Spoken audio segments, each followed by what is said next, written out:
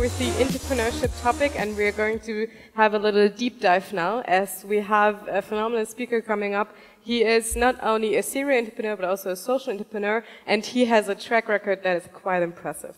He was the co-founder of Interhyp in 2013, that might say or ring a bell to you.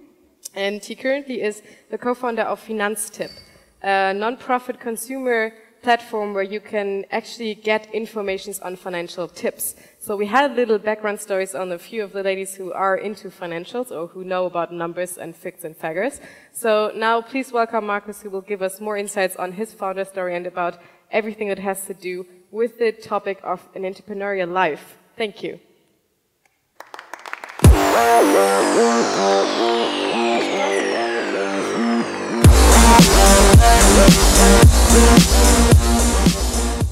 Thank you, Hannah. One sure sign to know that you're getting old is you start giving speeches with titles like An Entrepreneurial Life. So it's not an obituary. I'm still here, right in the middle of it. But I guess I have been an entrepreneur for 20 years now, long time. And I think I've really, probably seen all the highs and lows, except for bankruptcy, thank God, that entrepreneurial life has to offer, and be very happy to share some of my experiences with you. If I look at my career, it's really you can break it really down into 4 very distinct phases. And phase 1 is what I call apprenticeship. I graduated from university very young. I was 21 because I went to school and university in the States, and joined a company that probably quite a few will know, Goldman Sachs. So I started on the dark side, if you will. Investment banking, back then very sexy. Now, terrible industry. But Goldman was really a great place for me to, learn a lot of skills, learn about, deal making, hard work, very detail-oriented, very execution-oriented. But of course, and I was, there for 4 years, but it didn't take long for me, to figure out that, investment banking is not necessarily good for your character, and I love this cartoon because that's really, investment banking just works that way. Investment banking is about making as much money as you possibly can from the people around you. Investment bankers don't just loot clients, they also, loot their own investment banks. Just look at what happened to Deutsche Bank. There are tons of people sitting somewhere in the world with big million-dollar bank accounts, and the bank is really having a tough time because these investment bankers really took a lot of money out of it. So for me, as I said, it didn't take very long to figure out that investment banking was not my calling. But at the same time, I knew I wanted to make money. So I was really driven by the idea of creating wealth for myself. And I asked myself, outside of investment banking, if I don't want to sell my soul, what's a great way to make money? And that's how I came up with entrepreneurship. And that's really the second phase of my life. And I think it's, especially saying something like that here in Germany, you sometimes, you're a little hesitant because people here don't talk about money. People here, they don't admit to the fact that, boy, the main reason why most people actually become entrepreneurs is because they want to create wealth. And I think it's very important to accept that, and also, for everybody out there to, Germany has this tradition of being a little envious of people who are successful and make money, and I think that's one of the sort of, negative sides of actually being an entrepreneur in Germany, that you almost have to, sort of be ashamed of the fact that, money is an important factor for you. So, entrepreneurship it was. I met somebody at Goldman Sachs, a colleague who is still my business partner today, so we've been in business for 20 years together as 50-50 partners. And the first business we started was an investment management company advising retail clients on investment products.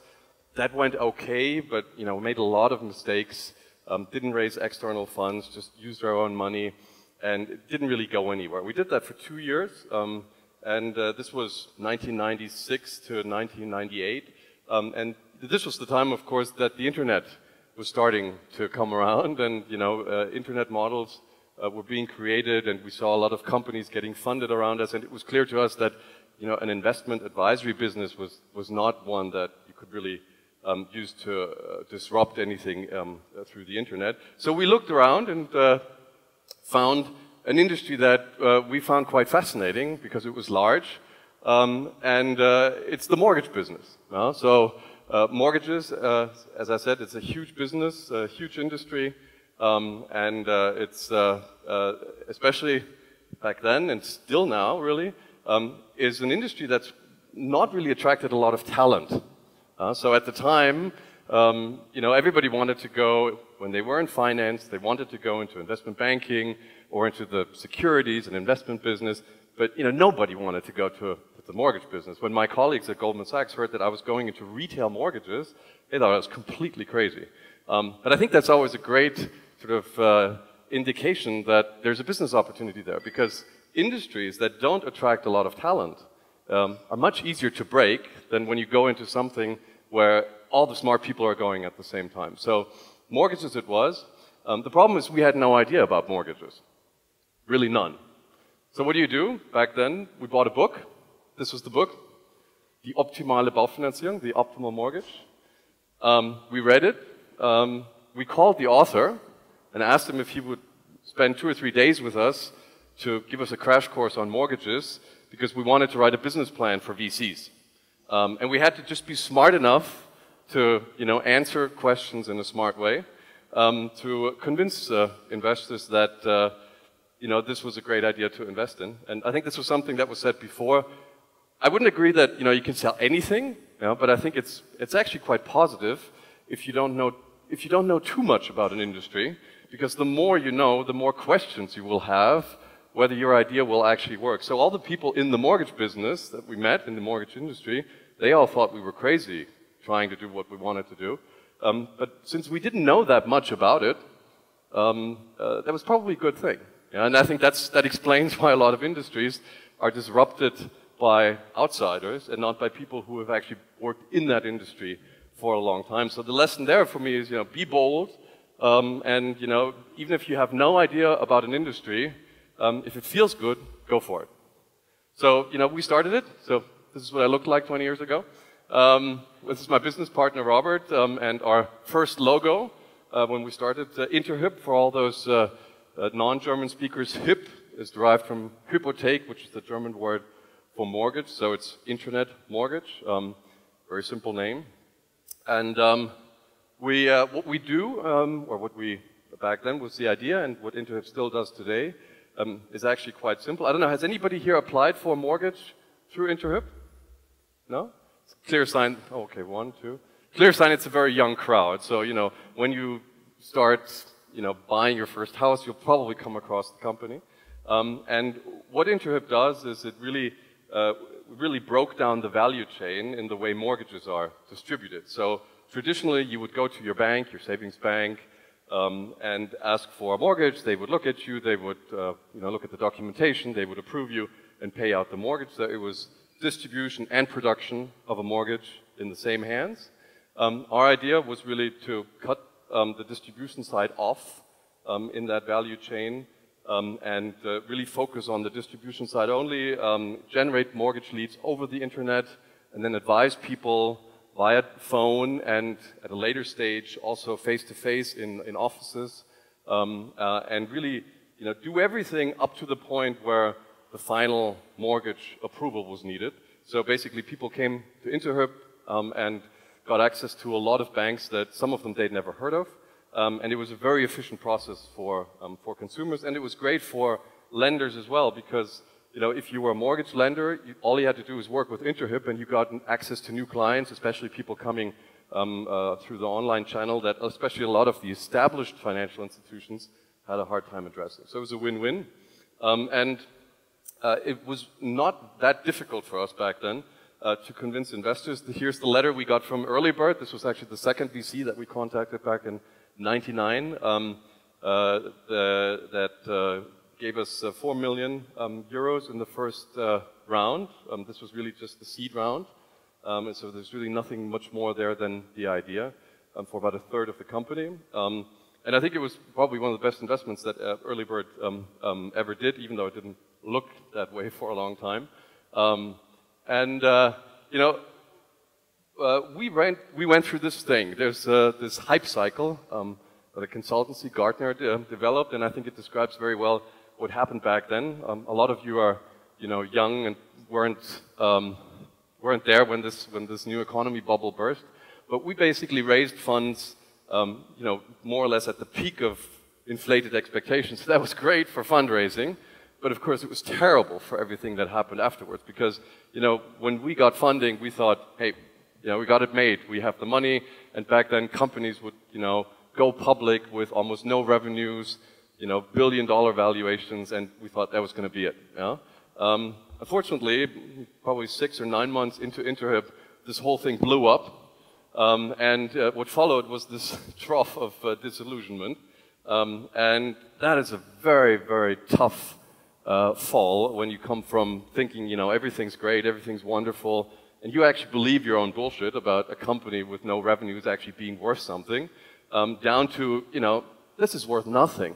I mean, the VCs told us, Early Bird and the second investor that came in, 3i at the time, they told us that they wrote off their investment into Interhyp to zero. So I knew that I was working for a company whose stock or whose equity was valued at nothing. I was paying myself a tiny salary because we didn't really have a lot of money left. Or we had money, but we wanted to conserve cash, of course. And all my colleagues who had stayed at Goldman Sachs were, of course, laughing their heads off because they were making 7-digit salaries and I was sitting there trying to sell mortgages. So that was really, for me, probably the darkest and most difficult moment, and for Robert as well, to really stick it out and not give up and really still believe that there was a business opportunity worth pursuing. And we did. And if you look at the revenues that the company generated after we started it in 99, 2000, you can see that, numbers were small in that terrible phase, but they doubled every year. So, the underlying business was actually doing quite well. It just took a lot longer for it to get really big. And I think that's one of the big mistakes when people look at a lot of the fintech companies today. They sort of expect them to explode and become huge just because you spend a lot of marketing, because that works in e-commerce. Well, finance doesn't work that way. Finance is based on trust. And that's really something you have to work very, very hard to earn. And I think that's one of the reasons why it really took us quite a while to reach the point where the business really took off. And in 2003, we broke even. In 2004, we started to make our first profit. And in 2005, we realized that this business was really going to do extremely well, and we saw that we were going to be very profitable. And just then, the window for IPOs opened up again after the new economy had exploded or imploded. And we did our IPO on the Frankfurt Stock Exchange in September of 2005, which was definitely my highlight as an entrepreneur so far. Standing there and seeing your stock trade for the first time after having gone through a 10-day roadshow. That was just really unbelievable as an experience. What we also did in that year, we started opening our first offices. And it was interesting because until 2005, Interhyp was just a phone-based business. So you would put in your application on the web, and then you'd be contacted by one of our mortgage advisors, and they would sort of take you through the process, and for several weeks that it normally takes for a mortgage to actually close, and it'd be always the same person, but it would be all phone-based. And we realized that people were coming in to our Munich office, more and more customers, sort of to drop off documentation, to give us information about their houses, etc. And they really just wanted to see if we actually existed. So we, listening to customers, which is always a good thing to do, we realized that there was a natural need in a financial transaction as important as a mortgage to get closer to customers. And that's why we opened our first regional offices in 2005. So if you applied for a mortgage on the website, you would see that there's an office in Hamburg and that you can have a face-to-face meeting in Hamburg. And people thought we were crazy at the time as an internet business moving to offline, but it was one of the best decisions we ever made because, first of all, it drove conversion. It drove conversion on the website because more people applied for a mortgage when they saw that we were in Hamburg. And once people came into the office in Hamburg, more people actually took out their mortgage with us. So conversion-wise, it more than covered the additional cost of actually being out there in the field. And secondly, after the financial crisis, a lot of the sort of national lenders we had worked with before withdrew from the market, and especially the savings banks and cooperative banks, or the local banks, became much, much more important. And by having offices in all the cities, it was much easier to work with them and to establish a relationship with them. And I think that's one of the big explanations why Interhyp continued to do so well even after the financial crisis. So we grew revenues significantly, and in 2008 received a takeover offer from ING Direct, which is basically ING DiBa, which probably all of you know. They were one of the largest mortgage lenders via Interhyp, and just wanted to secure that distribution channel. So we sold all our shares in 2008 and stayed on until 2011 as co-CEOs. And I'm very glad to say that Interhyp continues to do very well. I'm always, thrilled when I see advertisements by Interhyp, because it's obviously a company that I started. And today, it's a very, very successful fintech, if you will. We didn't call it that back then, but it really is. Over 1,200 employees, over 100 offices all over Germany, 250 million revenues, almost 60 million EBIT last year, and very, very high net promoter score. So people love the concept and the way of getting a mortgage through Interhyp. So obviously something I'm very proud of having been involved in that and having built that from scratch. So when I left in 2011, I felt, this is it, I've made it. Yeah, I basically made my money, I'd reached all my goals, and my last day at Interhyp was my 40th birthday.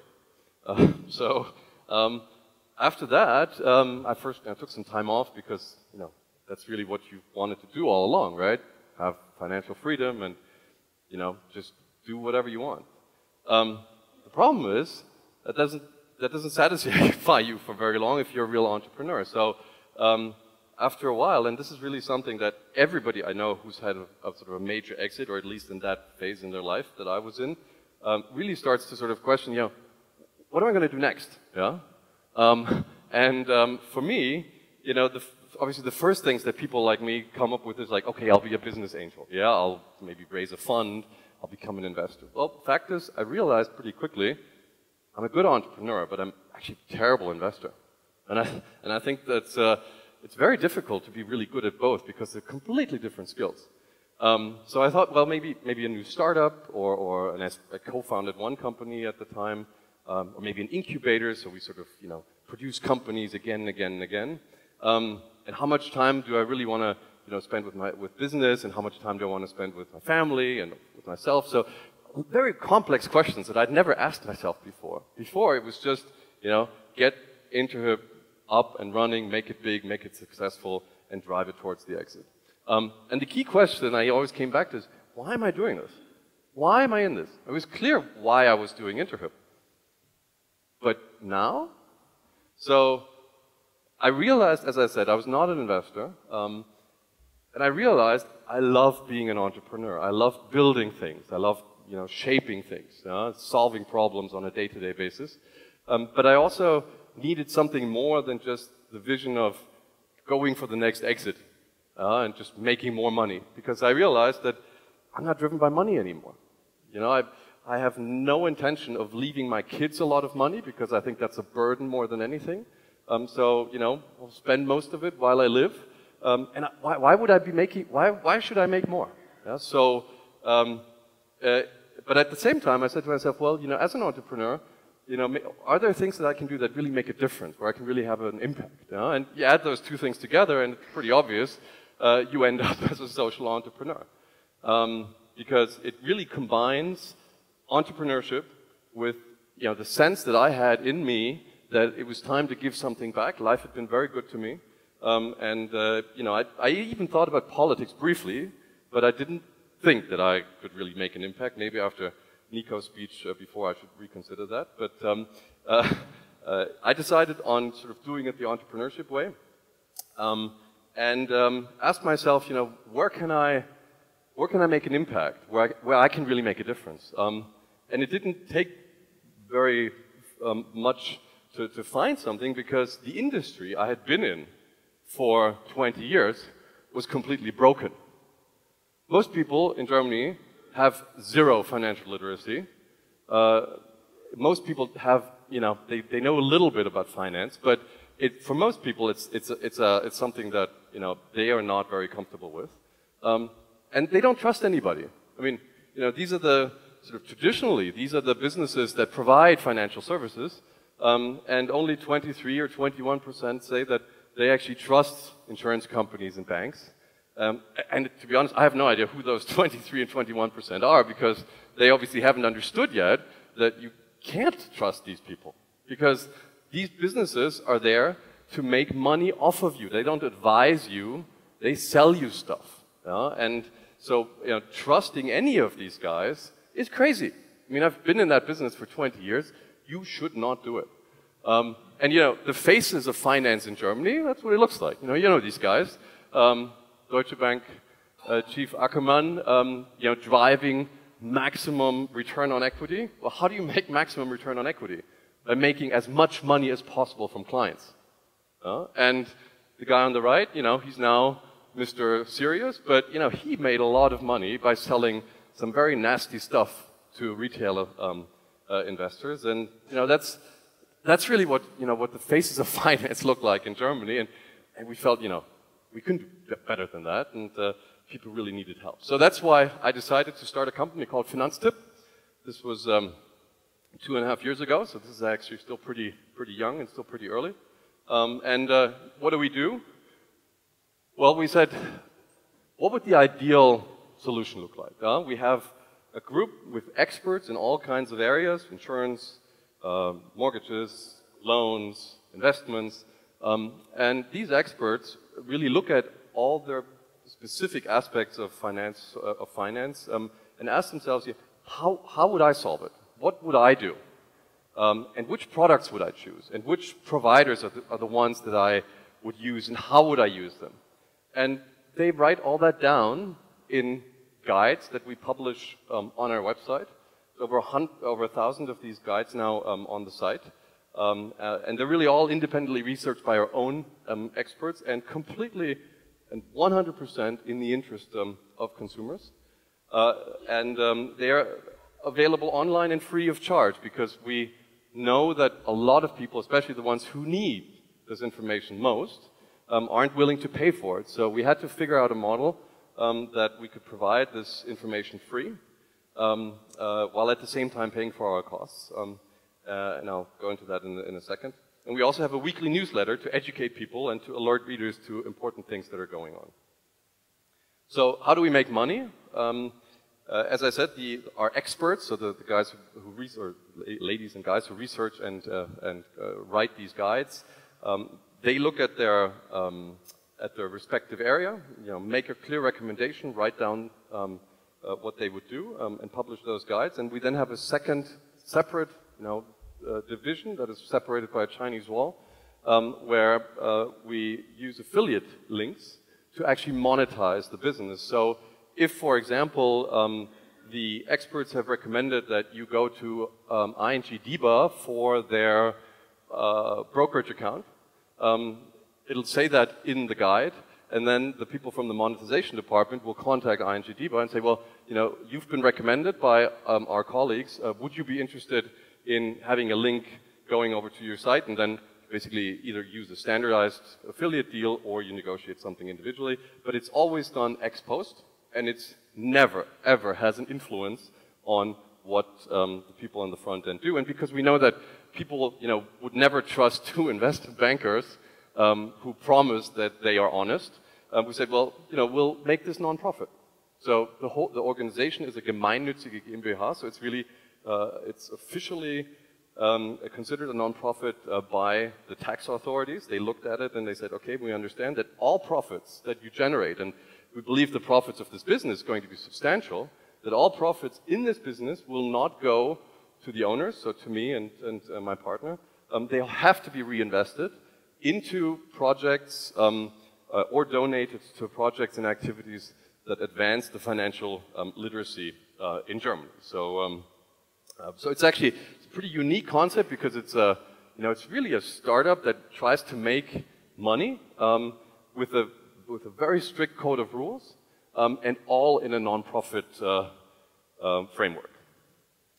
And as I said, we knew that it was not going to be easy to convince people to really trust us blindly. We hired, we looked around for somebody who could be the face of the company. And, Hermann Josef Tenhagen was our favorite. Some of you may know him because he appears on television quite a lot.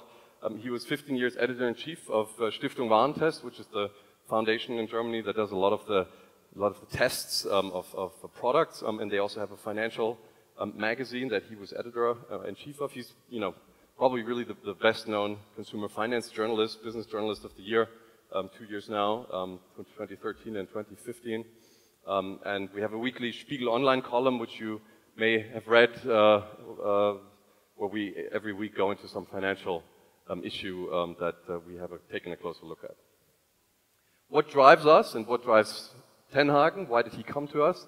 Because we, just did an analysis and, looked at the average household, and the average household can save probably 2,000 euros per year. So every year, 2,000 euros per household, if they just did what's on our website. So that's 80 billion euros annually that currently is not with us consumers, but with banks, insurance companies, financial intermediaries. And we think it's better to have that money in our pockets than in theirs. And that's really what drives us and where we think we can make a big difference with everything that we've learned so far and the resources that we have. So as I said, the business is 2 years old, 2.5 years old, but traction is actually very nice. We have 3 million visits per month to the site. And our newsletter has over 200,000 subscribers. Our goal is to get that number much higher, of course. We think that we really want to have 5 million subscribers to our weekly newsletter in a couple of years' time, and that's really what I'm working on day and night now again.